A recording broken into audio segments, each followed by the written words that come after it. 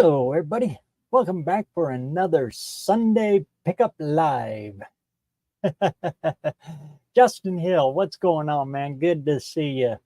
Oh, weird weather. Yeah, we're getting tons of it out there. Yesterday it was what, 71, 72. Now, well, I think it's reading like 45 out there for a high.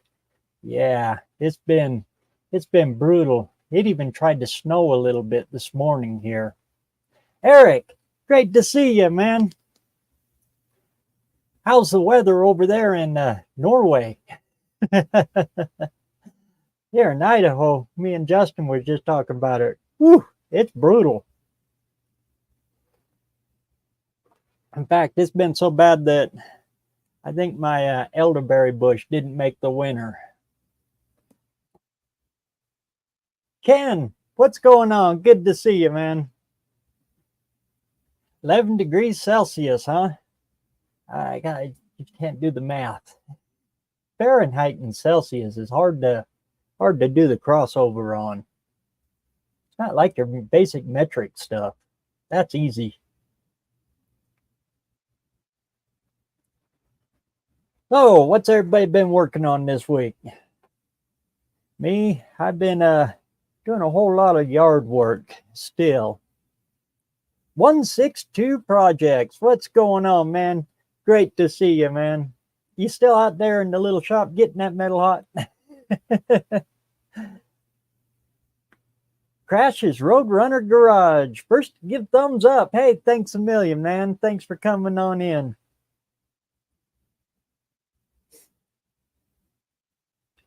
Yeah, I got my, last fall, just before it snowed, I got an industrial lawnmower. It's an early zero turn.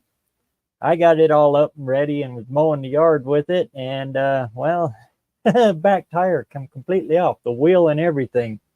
Whoever had it before, they just stuck a regular, I don't even think it's a graded bolt in for the axle on the back. They're just dummy wheels that, as it, zero turns and all that, they just turn whichever way. Anyway, they just stuck a regular nut and washer on it. Well, I was out there mowing with it, trying it out, and well, that nut came loose, the bolt came out, and I lost the tire, lost all the wheel bearings out of it. The whole wheel and everything came off of it. So Monday, I get to go to Bearing and Industrial Supply and try to match up a wheel bearing for that thing. I imagine it's probably about the same as like a wheelbarrow, so it won't be too bad. But that was my adventure yesterday.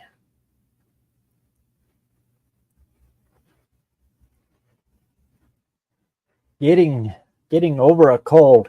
Me too. I think I'm finally on the upswing of it. My Lord, that thing lingered on for 3 weeks for me. Hope you're doing better, Justin. We've had a couple of really great weather here. Summer feeling. Yeah, we get it all in one day. Sometimes it'll be snowing, and then in like 2 hours later, it's nice and sunny. Working on the center console. Yep, it's getting the metal hot. Sweet. Good to hear that, Jeff. Colleen Tebow, the keeper of the half pint. What's going on? Great to see you. And of course, we got Landon Custom Classics. He's got a couple of new projects coming up this way. Picked up a little Bradley GT kit car. I've been after him to get that car for quite some time. In fact, I was threatening him that I was going to go get it. Like I need another one. But he got it, and he got a whole bunch of other pieces, and he's make sure you check out Landon Custom Classics. He's got some pretty cool stuff coming up here real soon. I'll be playing with the little sports car, making it into something a little different. It's the weather. Yep, here in Idaho, if you don't like the weather, just sit around for 5 minutes. It will change. 11 equals 52. Okay, yeah, you're about like we are here then. Good to see you, Adam. 79 degrees in Ohio. Oh, Lord. Like I said, I don't remember what it was here. All my temperature says on the computer is cold. That's all it says.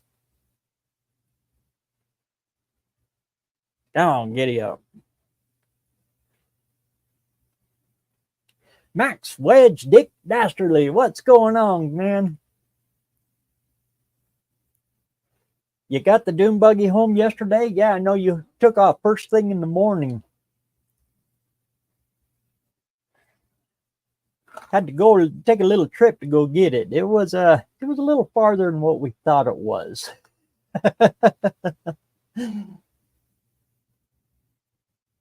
That's all right. A road trip to go pick something up, that's good and fine. 59 in Oroville, California. I'll be headed down that way Thursday.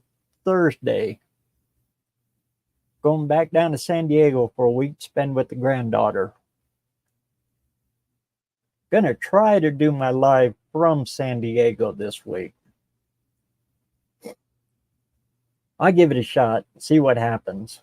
But I might miss my next week's live. I might be in San Diego at the time.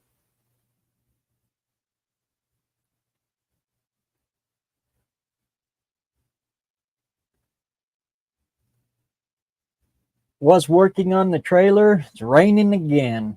Raining in Pennsylvania, huh?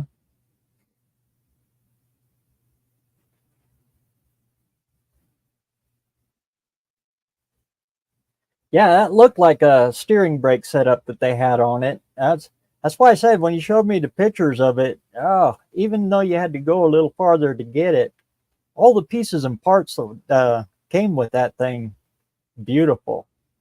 Well worth the price of admission on that thing.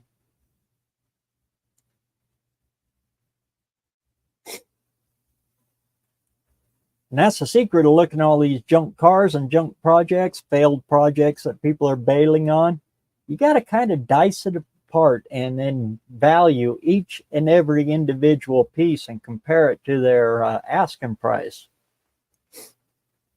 And for what he got that buggy for, I know of two parts that are on it that are worth twice as much what he paid for the whole thing.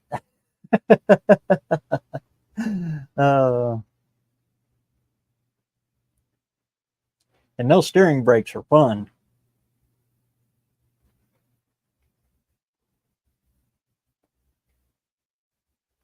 And they work for drag racing. And my video there when I was showing you how to preload, uh, actually you grab that steering brake and there's I think he's got the dual stick. There's both. There's a dual stick and a single stick. The single stick, you push it forward for left and you pull it back for right. And what it does is it applies the brake to one of your back tires. So you can turn on a dime. Or you can sit and do cookies. Oh, Lord knows we did a lot of them. Oh. But anyway, for drag racing, you use those as a handbrake.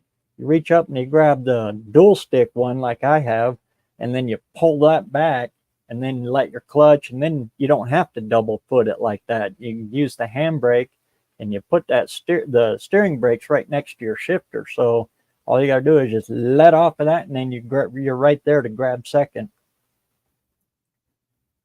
Single stick, okay. Jammer used to make all kinds of parts for Volkswagens and dune buggies. Yeah, they're not cheap either, especially now. In fact, I think they're more money now than they used to be in comparison.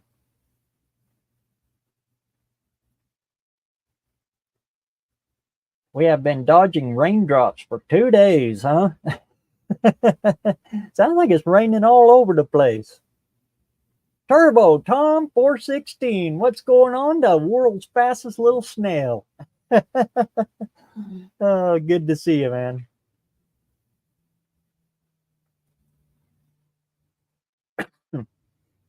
Sun came out for a few hours today, sitting in the garage contemplating the next move, right or wrong. That's a good place to be, man. Has the yeah, I seen the hydraulic clutch with the that upgraded pedal assembly that was on it. Yeah, it's about a $400-500 pedal assembly, especially with the steering brake. Man, you scored on that thing. It doesn't look like much, but like I said, when you break it apart piece by piece, yeah, you got a smoking deal on that thing. And if you want to see that, you got to go over and check out cousin Mike at Landon Custom Classics on his side.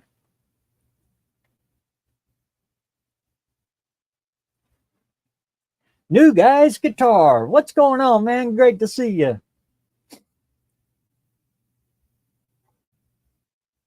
What have you and your brother been up to? It's been a long time since I've been really deep dive back into YouTube here. I'm way behind.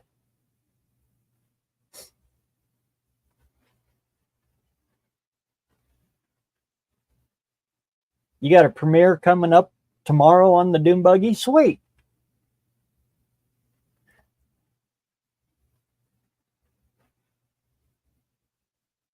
Like I said, that'd be a pretty cool project. Take that Doom Buggy chassis, because it's basically a roll cage. That's what a Doom Buggy is just a roll cage that you drive. I'd say take that and you stick that Bradley down over the top of it.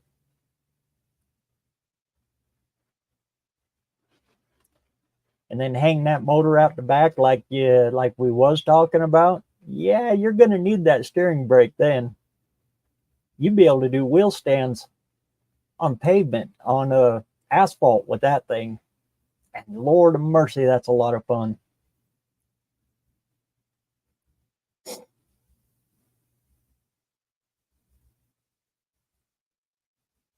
Philip, what's going on? Wow, look at the people on. Oh, good to see you, my friend.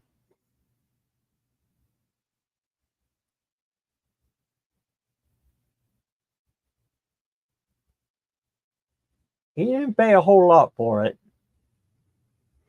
But like I said, you had to go a little ways to pick it up.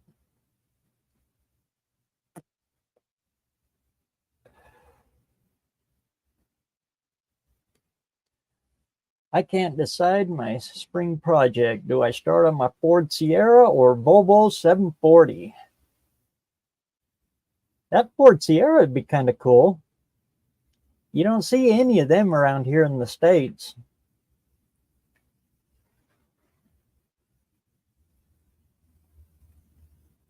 Did you see Mike's 65 Dart? I sure did. When he was here and we was when I met him at the restaurant here, we was talking about that. Well, he was talking about something that he had found, and he was actually kind of interested in my little GT 65 GT. I told him I'd sell it. I know I gave it to my granddaughter, but if you look out in my yard, I've got plenty of them out there. She could pick a year, make, and model, and I probably got it in my yard. I just slip it on over to another one. Jim's, if it ain't broke, fix it. What's going on? Great to see you over there in Rapid City.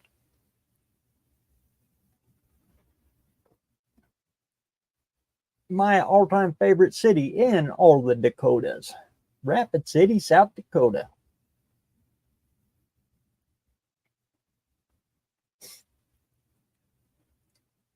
Still got the mountains right next to you. Well, you got they call them the Black Hills, but they're kind of mountains. And then you got the Badlands just a little bit from there. So you kind of got the best of both worlds in Rapid City, and a beautiful little place. any of you is passing through, you want to go see Mount Rushmore or Sturgis or any of that stuff, you got to stop in Rapid City. There's my little hook and spill on one of my favorite towns I was ever went through and did a show in.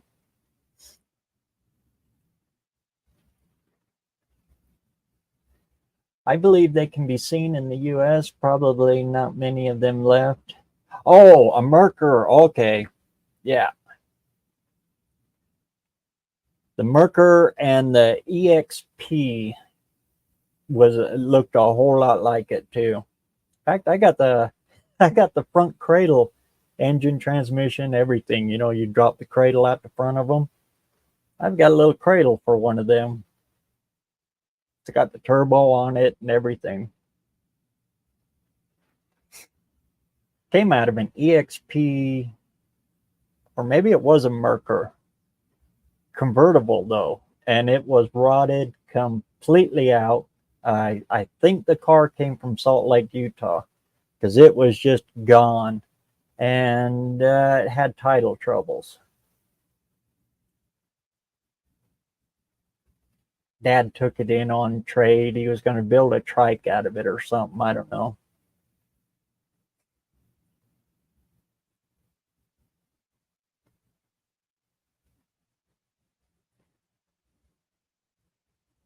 We are being invaded by the East and West Coast refugees. Come wintertime, they'll all scatter away.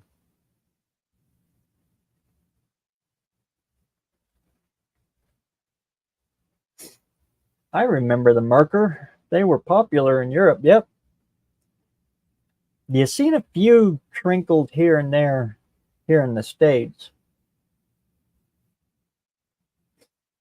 Problem was they were like any car of that era, you know, the dreaded 80s.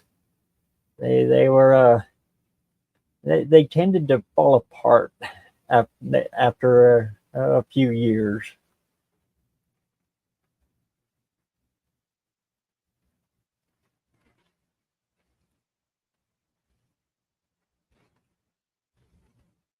Are we going to get summer this year? I don't know. I think summer's been put on hold.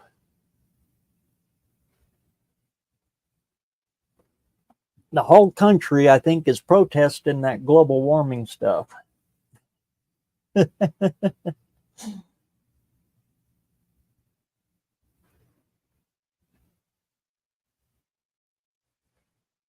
Biggest thing in what we do is realizing when a vehicle isn't worth fixing. Yep. Every car's got its limits. But every one of them out there has got something useful on it. Geo Metros. I bring them up again because everybody considers them, you know, the most worthless car in the world. But when they're all said and done, you know, they've got some extremely light bucket seats in them. So there's even that in them.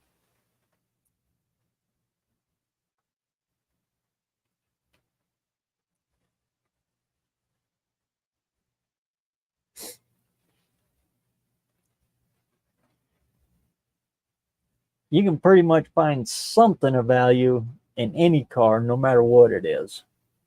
Sometimes it's hard to find, but you'll find something on it worthwhile. Something that'll fit on something else and make it work good.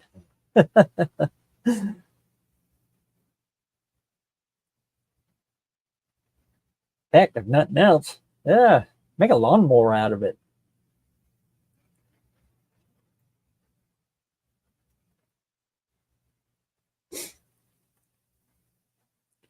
Geo Metro makes a good go-kart engine. Holy cow, that would be one quick little go-kart. Even the little 3-cylinder one, the little 1-liter 3-cylinder. Woo, strip that down to just a go-kart frame. Wow, I'll bet you that little sucker would move.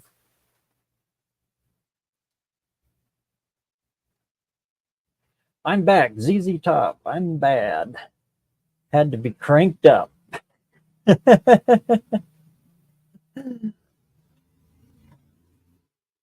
Good old Billy Gibbons.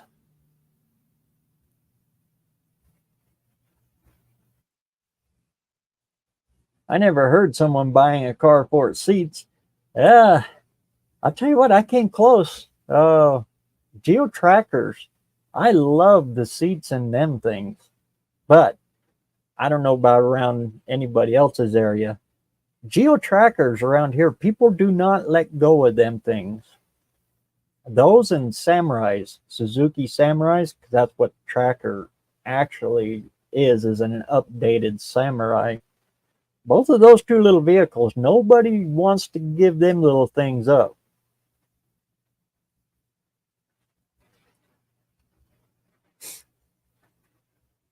You build a Geo go-kart in high school? I tell you what, though, a Geo Metro, if you can pick them up, the best time to pick them up on the dirt cheap is when gas prices are low. Yeah, generally speaking, you can pick them up still for $500 to $1,000, and they are super simple to work on. Even the fuel injected ones are just so basic and super simple. Anybody can work on them. And then what you do is you sit on them until gas prices peak again. And good Lord Almighty, those little things you picked up for $5, maybe $1,500, you can sell them just like that, hotcakes on the griddle for $3,000-$4,000 when the gas prices go up. And then you take all that money and then you can dump it into a big block Ford or a Mopar or something, you know.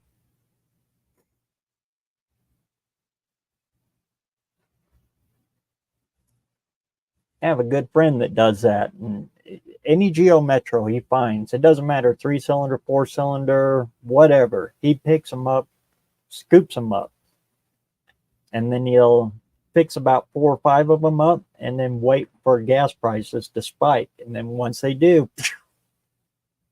then he's got his, and then he takes that money just for play around money all year round.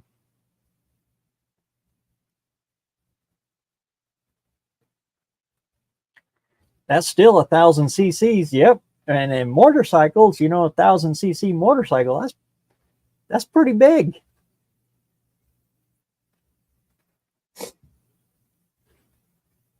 Yeah, ZZ Top, Billy Gibbons. What is that? An open G tuning? Good Lord, he used that all over the place. One of the few bands that are, or guitarists, I guess you could say, that I know of that really, really uses that tuning.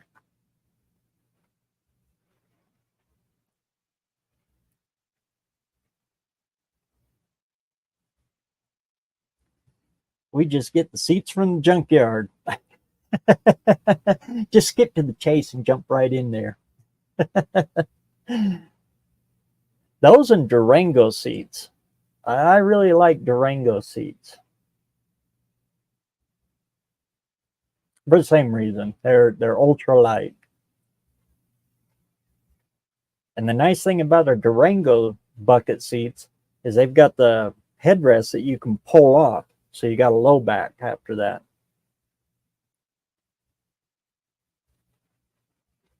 The bad thing about them, though, is they don't pull forward. So if you got a 2-door, yeah, makes it a little hard to get in the back seat if you use them. But you can pick them up with one hand. They're ultra light. Good Lord, those Thunderbird seats that I got out of that 66, 67 Suicide Thunderbird, those suckers are heavy. Those suckers are really heavy. I'm still going to run them, though. They look good and they're period correct. And I'm not building a race car. I'm building a burnout car. So those Thunderbird buckets will look just fine in that 58. Even though they do weigh a daggum ton. I had a Geostorm for a short time. I did like that car. They were kind of the sporty version.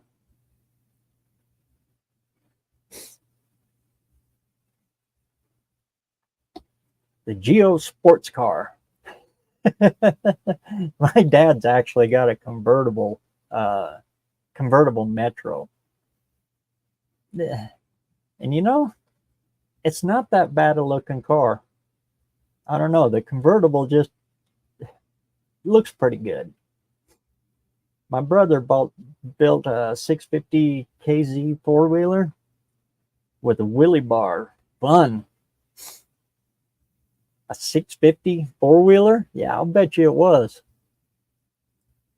Scariest four wheelers I was ever on was that Banshee, that Yamaha Banshee. Good night, that thing would scream. Probably why they called it the Banshee back when they were two cycle.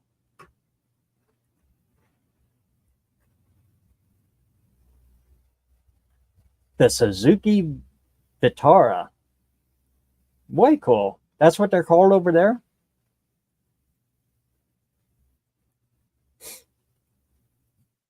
I like the three cylinder. Me too. Good. You know, when they first came out, even the carbureted one, the one with that little itty bitty carburetor on it, that was a 8990. They only did it for 2 years and then they went fuel injected. But anyway, that carbureted one would get about 45 miles per gallon with a carburetor.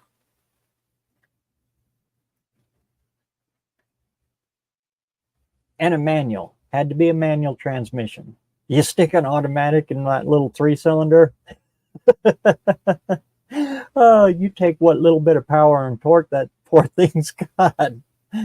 Uh, Especially an automatic three cylinder Geo with air conditioning. Oh, Lord. That air conditioning on that we used to call that the governor. You hit that, it won't do over 50 mile an hour.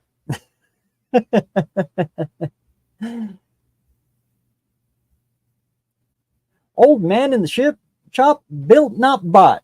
What's going on? Great to see you, man. And Twisted Mopar sliding on in there. Great to see you.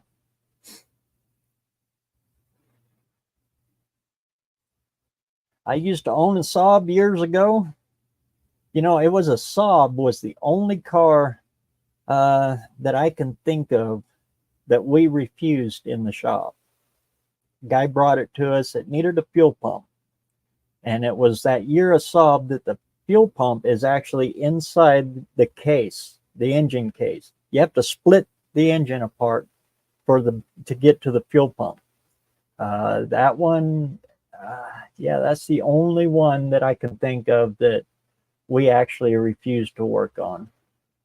Dad said, "Oh, no, I'd have to charge you too much. I'm sorry." And the guy said, "Well, I've taken it to every other shop and they want to charge me a big old bill." And Dad said, "Yeah, take it to them." Every other make model that you can dream of, we worked on in the shop, but that was the one. It was an older one. I think late 60s, early 70s model.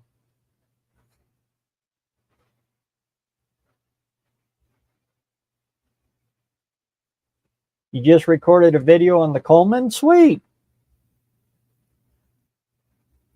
Dodge Omni. Yep, that was another one.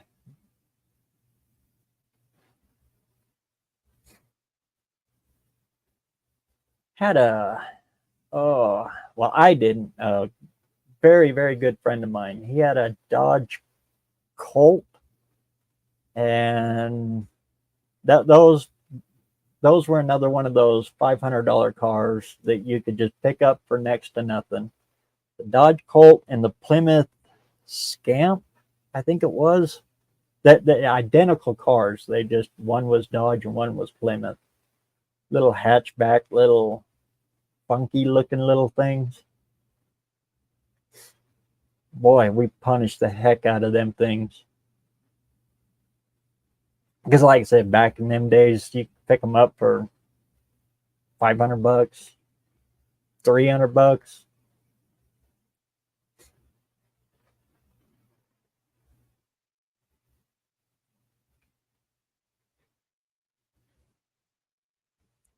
Mopar people love the saw, but makes their cars look good.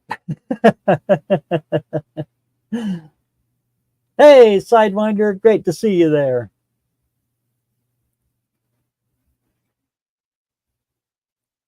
According to Google, the Geo Tracker only came in short two-door version. Suzuki Vitara in Europe was mostly four-door. There is the four-door trackers. Cousin Mike's got one. They're a little longer.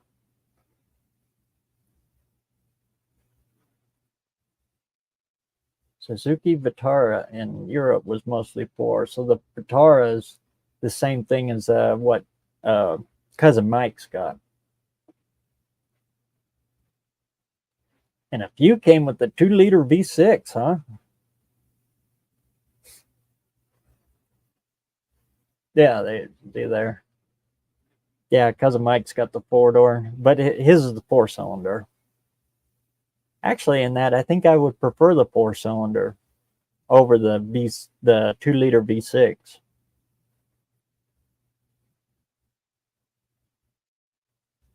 Sounds kind of strange to want that, to prefer that, but I know that little four-cylinder's actually got a little bit more bottom-end torque, off-idle torque, than the V6. The V6, you got to wind up a little. That's why I never really cared much about the 2.8.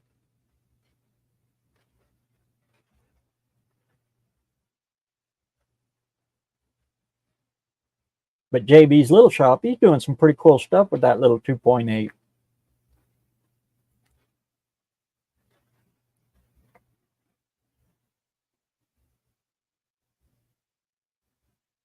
Are we naming all the cars that wouldn't get out of their own way?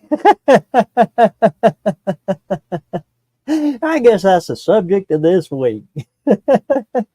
What was your worst car?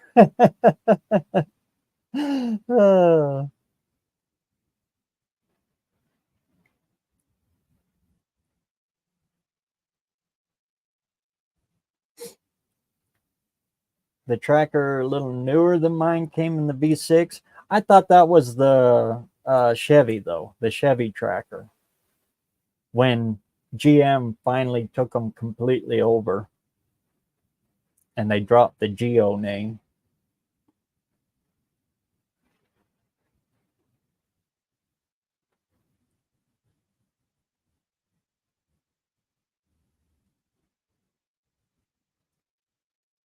Jason's Garage, what's going on this week, man? Good to see you.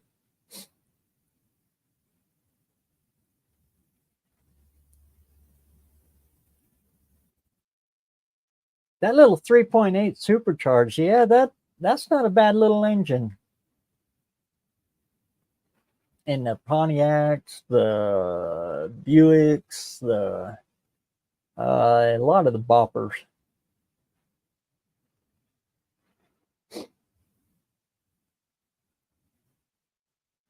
In fact, that little Bradley GT that Cousin Mike picked up, I almost picked that up with a Pontiac with that 3.8 turbo supercharger in it. And my idea was take that car, the kit car, drop the cradle out of that Pontiac and stick it in the back.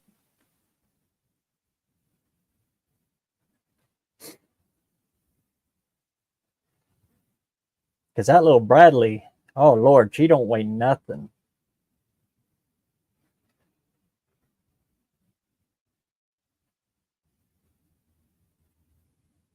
Yeah, I think 96 or 97. Yeah, it was right around in there.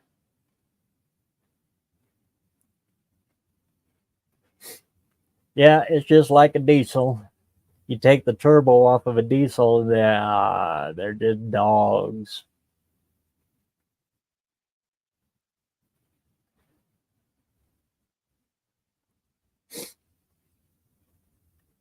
Upstairs in the shop over at Dad's place, we got a 4.3 with the turbocharger on it. It's out of a Grand National. but it's for a rear wheel drive.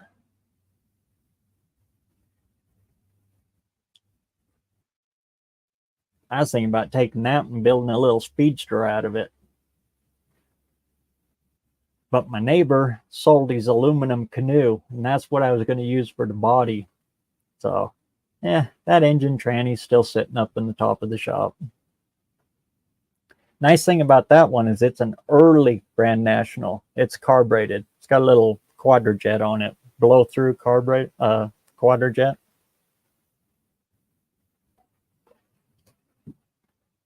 It's out of a 80. Oh, what year is that? 80, early 80s. Not the Grand National everybody talks about. Those were a little later on.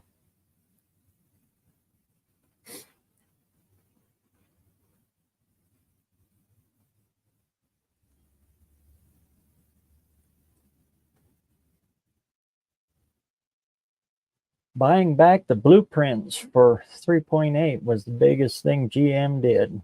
Was the best thing GM did.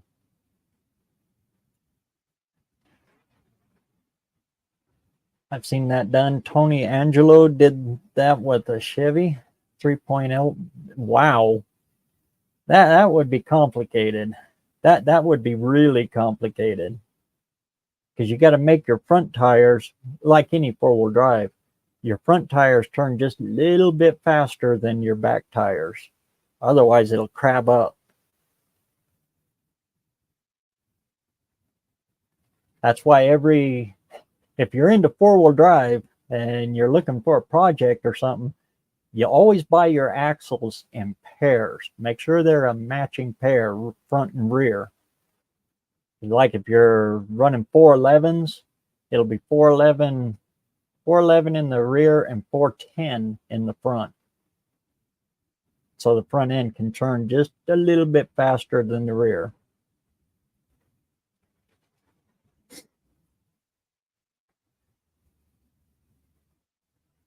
Mismatching with four-wheel drive, ugh, yeah, that's an ever-loving nightmare.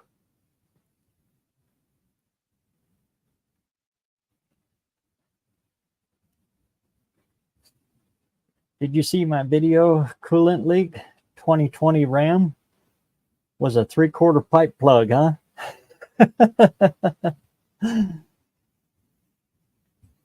I had two Ford Sierras at the same time.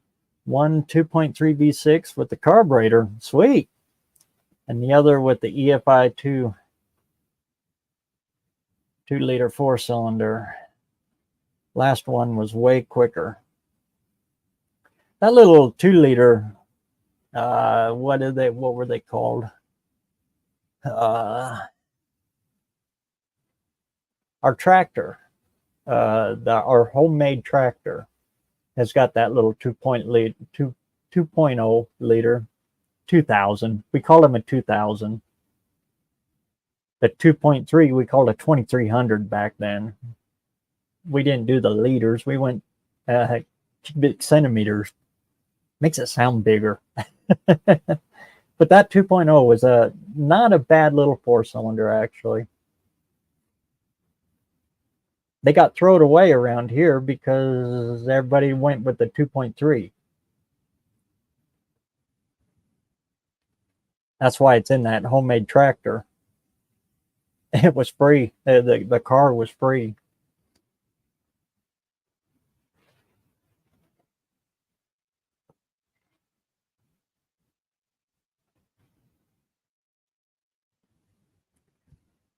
Worst car, clapped out K-car wagon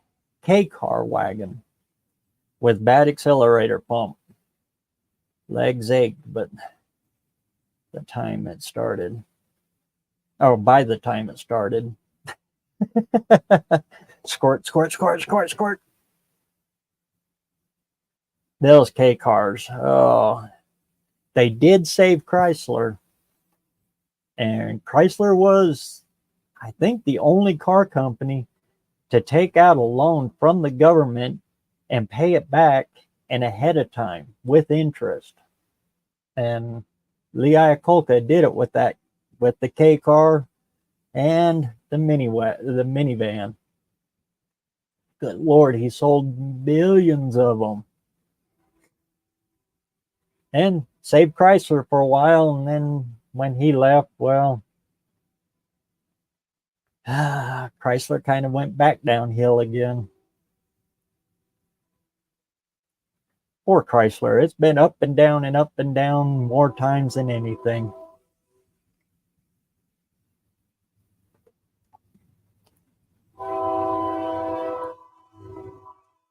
Sounds like trains are rolling.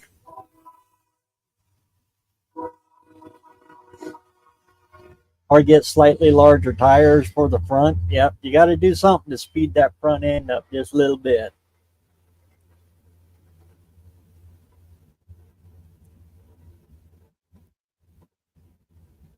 Old Lee is still not liked in Wisconsin, huh?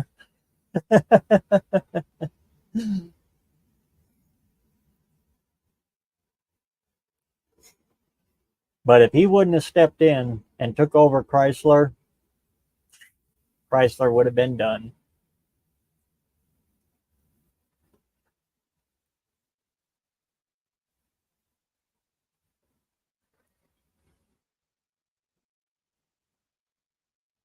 So, just like any other Sunday night pickup live, I got my little link posted up there. If any of you want to join in on the live, just click the little button. I'll take a look and then see you and pop you right on in. The 2-liter was the last Sierra. Was kind of a weird thing. Double cam, 8 valves. Yeah, I didn't like that. I still don't understand the principles behind adding more valves. Little teeny tiny little valves.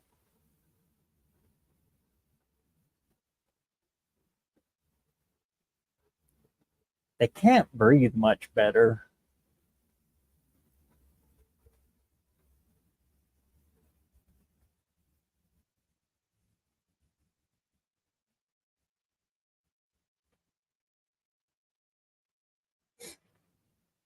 He took Jeep back from AMC when they thought he was going to bail out the whole company. Yeah. He took GMC and just kind of dropped the whole line. Except for Eagle.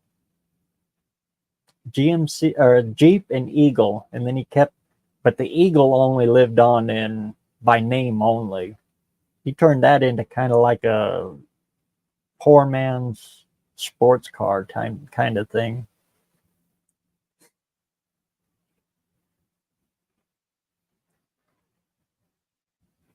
You've been working on Chrysler since '84, huh? '84. By that time, they were back up and rolling pretty good. Hello. Philip, what's going on? Good to see you, man. Very much. I just wanted to weigh in on that whole Lee Iacocca thing for a second. Back at that time, I was working for a company. We were one of the contract companies making parts for Chrysler. And we were making all their timing chains for all their V8 engines. And when Lee Iacocca took over that company, he was going to change the whole company. And he did. He started going with those K cars, which were all the front K member, front wheel drive cars. He was one of the first guys to start doing that here in the United States. So needless to say, they didn't have a need for any more timing gears and chains for V8 engines because he practically killed that. And that meant the end of my job with that company, But yeah, up there and down to next to nothing, right? Yeah. Lee Iacocca canned a lot of the contract companies that were making parts for Chrysler.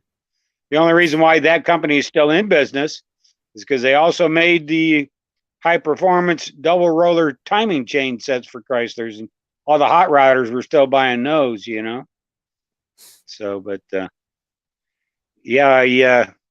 up there in Kenosha and Racine, where the AMC plant was, by that time it was just like you said that Lee Iacocca paid back that government loan way ahead of time, and was Yeah. turning that company around, and had hundreds of millions of dollars to spend. And AMC was in trouble at that time. And the rumor was that Lee Iacocca was going to come and help bail out AMC, but he didn't. He showed up there just telling him he's buying Jeep back from him, putting it back with Chrysler, And yeah, and only a few short years after that, AMC no longer existed. They tried to struggle. The employees got together and tried to buy the company up, and because of that, because the company had to go into bankruptcy, they had to change the name, and it went from AMC to Eagle. Is that what And it then they was? tried They that kept whole. it going, and Yeah, then yeah, it was the Eagle employees, but they didn't went last on. much longer after that. I think by about 86 or 87, that company was completely down under. But Kind of like if you Ram remember did that, recently. what's that? Kind of like Ram did when Fiat bought Mopar. Yeah, They yeah, kind that's of the branched thing. off there for a while, and then Yeah. they all got incorporated in though. And that's just it. See, Chrysler doesn't even exist anymore. A lot of people don't know that, Yeah. but they don't exist anymore. Daimler Benz has had them for years, and Daimler Benz finally sold it off to Fiat, and Fiat does everything. That's Fiat has one of the always largest done everything. automakers. Yeah. Well, not only that, but tractors, trucks, you name it, they're Yeah. big there in Europe. Fiat is. They even do industrial equipment, machinery. They do everything. And but and yeah, Fiat owns Chrysler now, and they but what they're doing with, like, for instance, the Jeeps, is still all that German engineering under the hood. So there's still letting the Germans design stuff, manufacture it in Europe. They do have some assembly plants over here, but even the Dodge truck, they don't even call it a Dodge anymore. That's now called Ram. So Yeah. maybe they're completely washed Chrysler away now. So, and that's a shame, but For me, I stopped liking Mopar when they started spelling it Fiat. That's when yeah, I exactly. dropped it.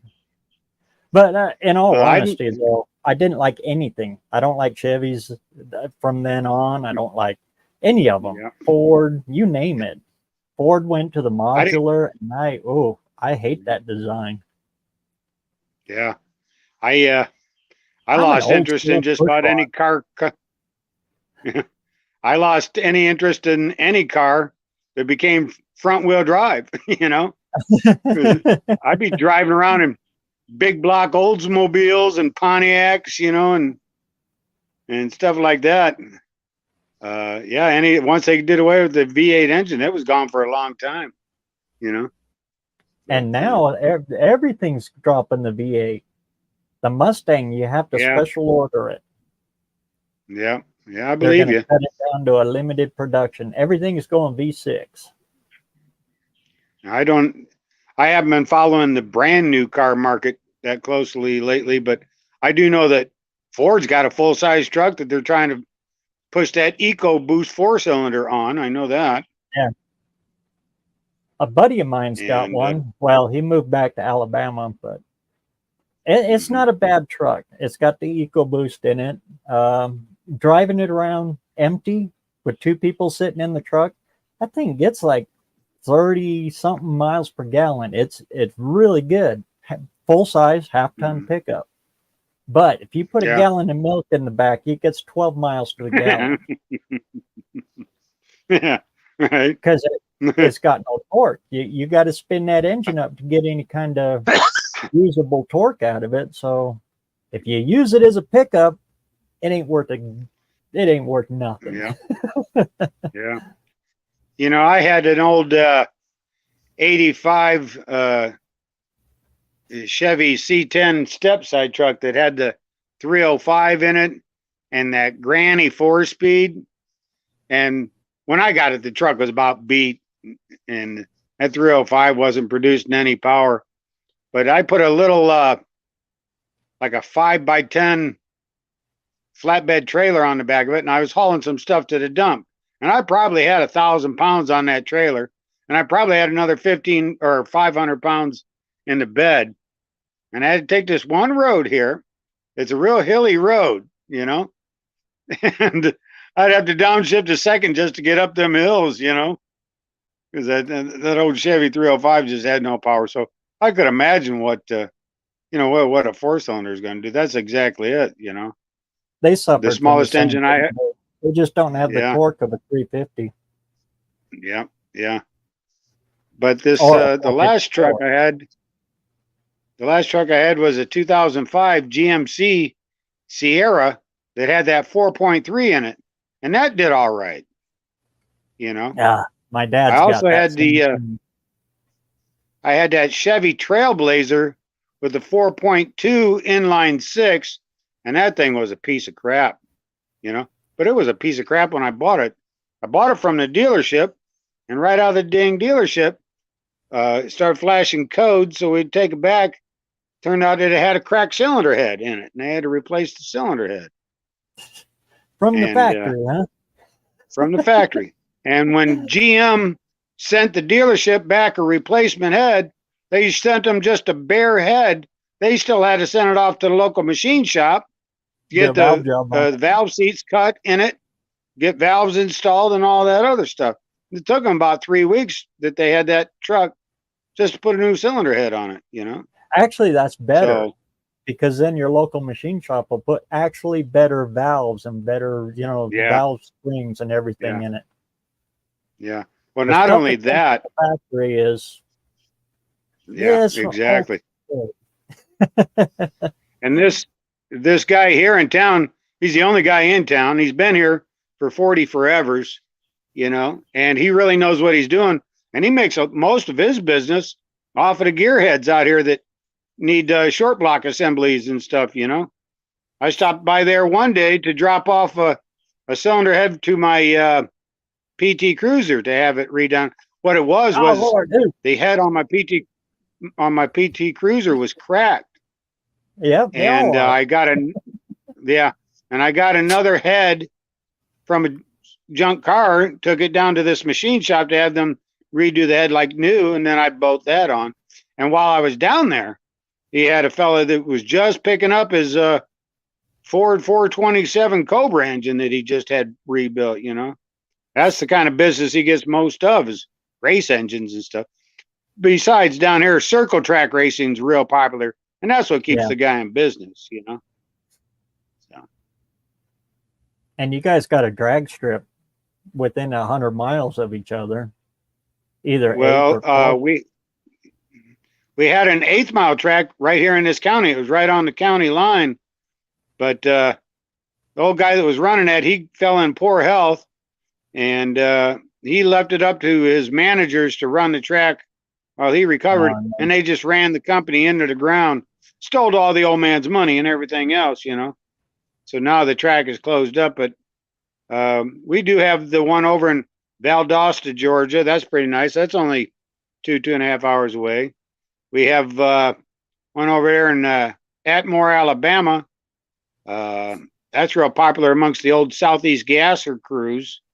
So you get to see That's a lot fun of stuff. gasser drag racing and pro mods there because that's another 8th mile track. And it's a nice little track. It's real homey kind of track, you know.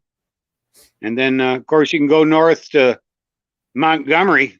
Montgomery's got a couple of tracks up that way, but Pretty much Montgomery, they every do a lot of on the state. that grudge match racing, you know, and that's not a lot of fun because the crowds get yelling and fighting with one another. You know, that's just no way to be. That takes the sport down. So, You're seeing a lot more of that and like no prep and the yeah, actual NHRA, stuff. That's kind yeah, of gone downhill. Just like yeah, NASCAR. They've reached over the top and now they're on the decline.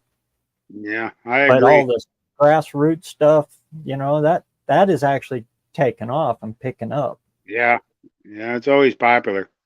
And in fact, down south of Tampa, here in the town of Bradenton, there's a track down there, drag strip, that's they're really taking off. because it's just that kind of stuff. It's a lot of grassroots racing, you Mm-hmm. know, and plus that Cletus McFarland has a lot to do with that too. Oh He's yeah, such a at the major influencer, you know, Freedom and Factory. that's practically his home track down there. In Yeah, fact, he has his race shop just in the next acreage over from that track. So, but that's also a nice track. So, they're trying like heck to shut him down. Of course, yeah, they have been. it's a big fight for anybody that has a racetrack now. Yeah, You could build a yeah, racetrack clear out in the middle of nowhere where there's no you pick central Nevada and build a racetrack there, and in 6 months people will build condos all the way around you. yeah.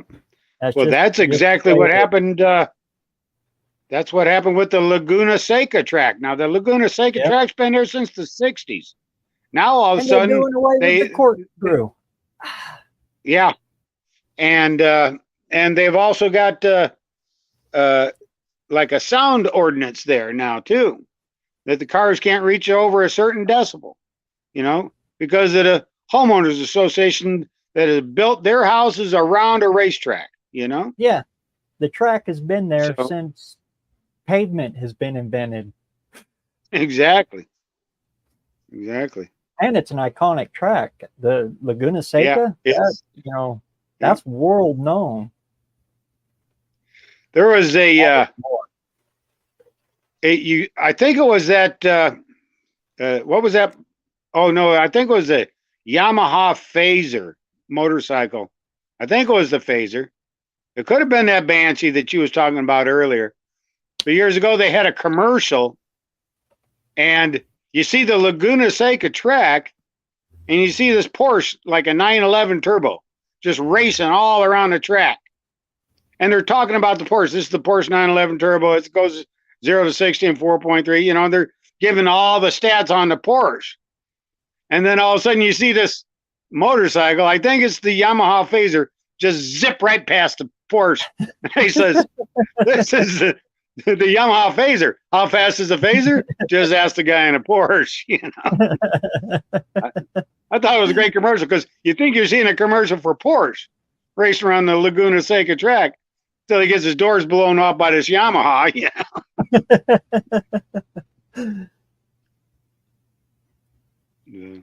Yeah, But yeah, I just want to one stop of in my for a. all-time favorite tracks is Laguna Seca and the road. I've never been there, but you know, gosh, I've seen so many races and so many guys love that track.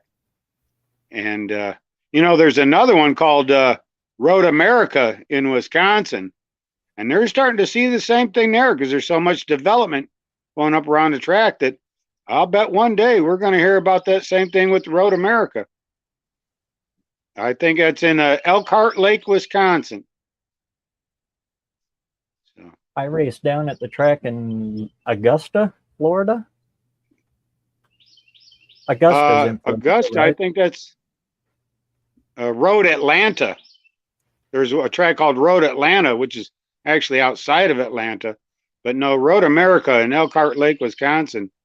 That's always been that's been a track since, you know, I was a kid going that way, you know. So,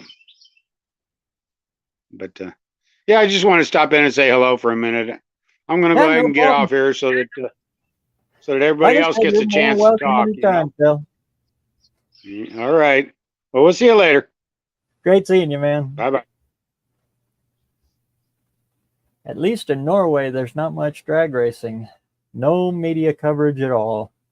So my interest has increased after watching Byscript Garage, huh? Oh, good old Byscript.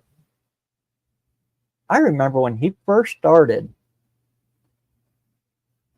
he had the magic formula. Go drag something out of somebody's backyard and get it to run. Drive it home. I like Byscript. I haven't watched any of his videos in probably a year, but I still like Derek.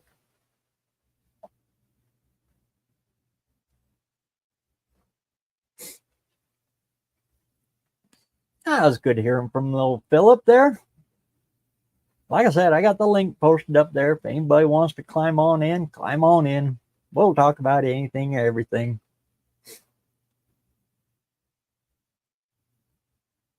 Yeah, as far as drag racing goes, it's pretty much all eighth now. It's getting really hard to find a quarter-mile track.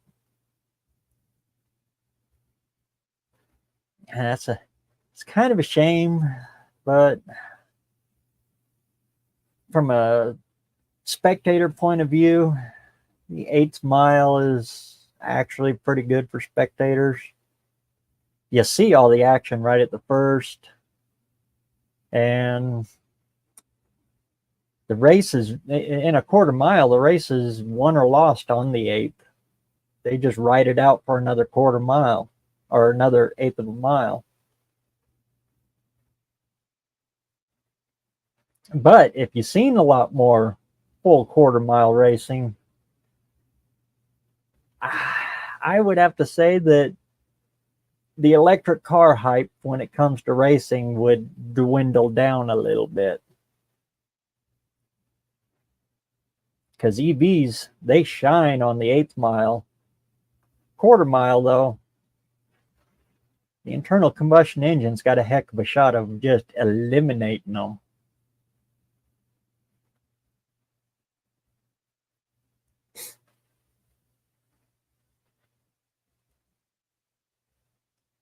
But that's how it all goes.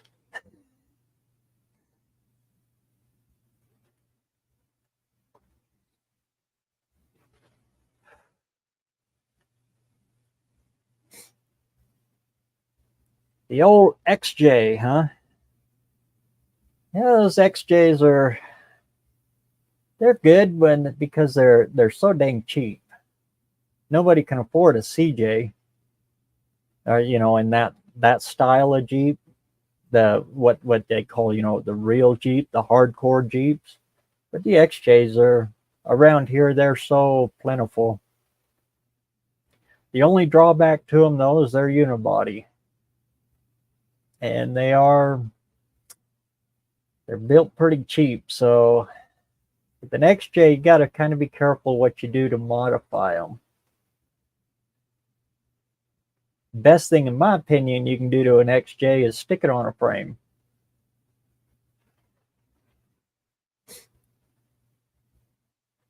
I never ever trusted any suspension components that mount into sheet metal, stamped sheet metal. I just and I'm a body on frame guy. Everybody asks what my favorite car is. That's easy. Body on frame. I don't care what it is. Mopar, Chevy, Toyota, I don't care. As long as it's body on frame, I like it.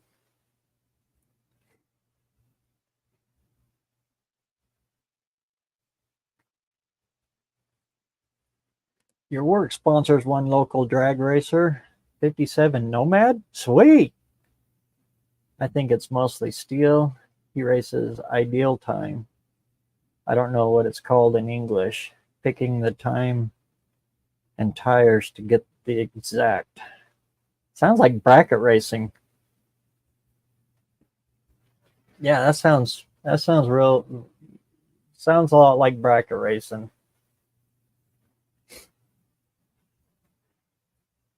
And you can do that all by yourself. Just one car.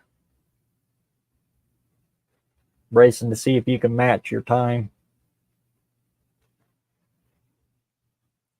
There used to be in Nevada. It was on the old highway that went from Reno to Las Vegas. They had the Pony Express race there, and it was a road course, and it was open. The brackets part of the race was open to anybody. It's kind of out in the middle of the nowhere, in the middle of the Nevada desert, but they would run a bracket race there. And then they had the unlimited class after that. And those guys, oh, you'd see Bugattis, and my favorite was the Panteras that would show up. That was back in the 90s, early 90s, late 80s, 90s. It was called the Pony Express race, but that's what it was. It was all time trial. The cars would leave one at a time, and it was, just who got the best time. And the bracket portion, you know, the bracket racing, you run it once and then you run it again and you try to match your time without going over. And the closest one wins the pot.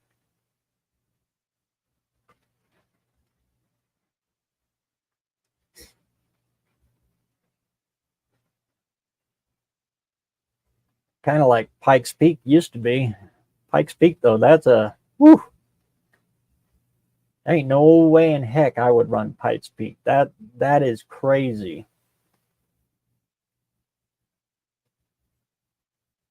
I'm really surprised they still run Pikes Peak, because for one, it's in Colorado, and Colorado's kind of gone the other way. But I don't know, maybe it's the iconicness of the Pikes Peak of the race. You know, they've been doing it since. I think they were racing horses down that track.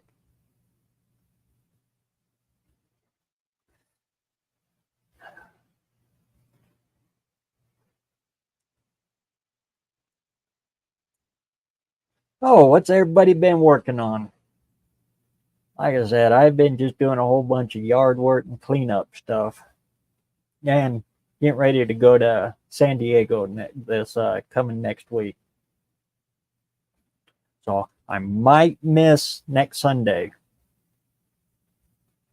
If so, if one of you guys want to pop in, try out this live stuff, go ahead and take my time slot for this next week. Go ahead, have fun. You find out these lives they're actually kind of fun.